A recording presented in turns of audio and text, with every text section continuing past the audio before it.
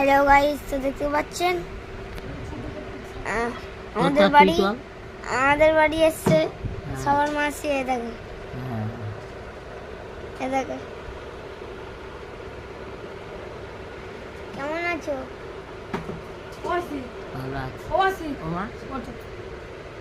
কিছু কি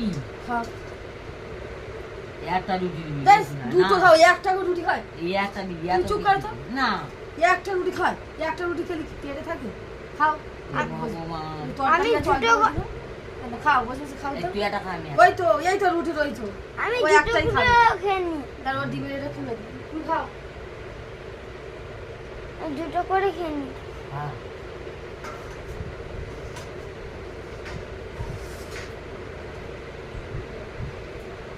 এসো খেলে। সকালে আজকে টিফিন ডাল আর